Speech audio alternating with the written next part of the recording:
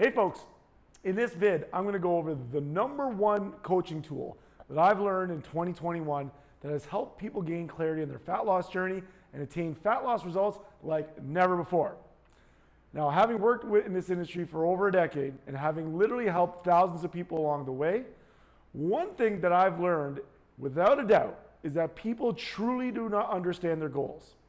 Sure, I'm sure you can likely identify what you want, the most common probably being getting abs. But are you aware of the fact that every set of goals comes with a list of sacrifices? So when I learned a triangle of awareness from one of my mentors, it has proven to be an absolute game changer for both my clients and my business. Now, if I had $1 for every time a client came in for their nutrition on-ramp and the conversation started something like this. So Susie Soccer Mom, tell me, what are you looking to accomplish over the next 12 weeks? Dan, I just want to get stronger and healthier.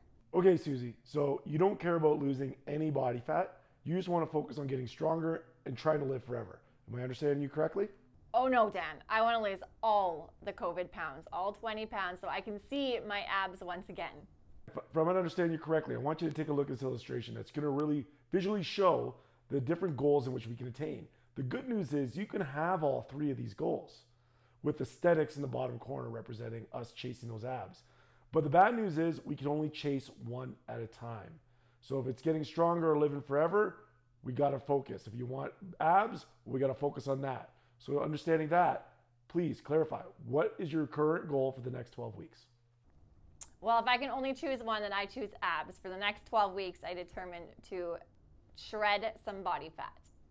Great, Susie. So let's dig into this triangle and illustrate how this triangle relates to you and your current goals for the next 12 weeks.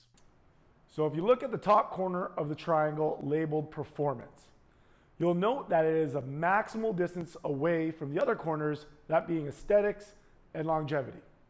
This means that the methods used to pursue a performance-based goal, like winning an Ironman race or excelling at the peak of your sport, whether that be hockey or CrossFit, will not in any way really take into account the other subsets or goals, that being of aesthetics and longevity, as any pursuit of one will take you further away from the other. Now, have you ever heard someone say, I want to perform better and have abs?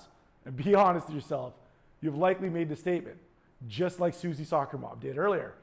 But considering that eating in a way that will maximize your performance in your sport comes with a requirement of, at minimum, a caloric maintenance. But more likely, a caloric surplus is needed to really recover from your workouts that are going to be high volume and high intensity. Now compare that to the opposite end of this when really fueling for fat loss, which requires a caloric deficit. Thus, the direct pursuit of both goals at the same time is not possible. So let's cover aesthetics. This is obviously a very relative terms, but it typically involves some sort or amount of fat loss and or amount of muscle gain. And I'm gonna be honest, not once in my over 10 years in this industry have I ever had someone come into me and say, Dan, I wanna lose muscle and gain fat. But I guess the day might come. So while bodybuilding stages are really the pinnacle of the aesthetics in terms of competition, the average person is simply looking to decrease their body fat for a variety of vanity-based reasons, all legit. For some, it's vacation. For others, it's to look better while pursuing dates. And of course, there are plenty of others just designed to look best for a specific event, like a wedding or birthdays or vacations. Regardless, whether the goal is to be a competitive bodybuilder or simply to look better naked, the pursuit of improved aesthetics will not be achieved with a workout and nutrition plan that is focused on getting you at best at your sport or increasing your squat or deadlift numbers. Let that sink in. This is not to say that initially there won't be some sort of crossover, because in a lot of cases, especially in the beginning, there will be. But when weight loss is the actual number one thing usually needed for an improvement in most health-related issues, right? It can come also as a help for some performance-based athletes, especially if relative body strength is important. But we must note, weight loss and optimal fat loss relative to physique enhancements are often very different. A physique-related fat loss protocol and optimal longevity protocol are also very different. Right? The retention of lean tissue requires a relatively high protein intake, which, while not unhealthy, is also not optimal for longevity. More simply put, Mr. Olympia is not awarded the person with the biggest back squat or the healthiest blood work. In fact, the best bodybuilder of all time, Ronnie Coleman, who was infamous for lifting insane weight in the weight room, is periodically wheelchair bound today and dealing with extreme pain issues related to multiple back surgeries. So, having said that, your Beachbody progress is not measured by the strength of a deadlift or weekly checkups with a doctor. And unless you are at a meathead convention or pickup lines to get dates, rarely involve athletic performance or life expectancy. As with performance, and we previously stated, there will absolutely be crossover, but an absolute aesthetic prescription will not be optimal for the other two segments of the triangle of awareness. So let's move on to the last point of the triangle, longevity. If you're someone that has zero interest in performing in a sport and or don't care about having abs when you're at the beach, and genuinely, I mean this, I genuinely want to live a longer life, research tells us the key to this is to control inflammation.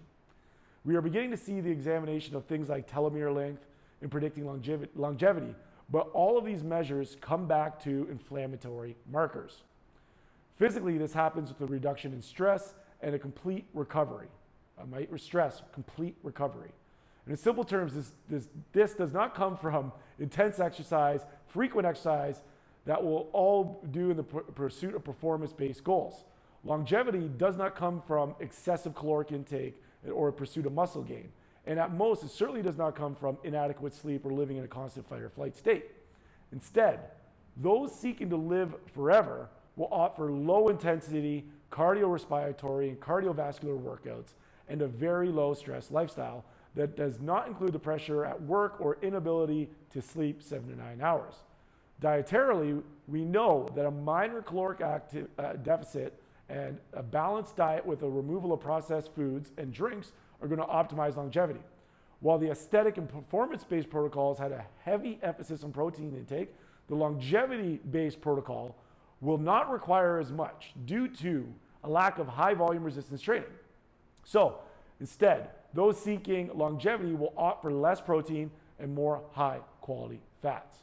So with all my clients, we take on all the pressure about creating a detailed customized workout and nutrition plan that work together in unison, right? So if you have any questions or like to jump on a free strategy call, slide in my DMs. I'd love to help out. Peace.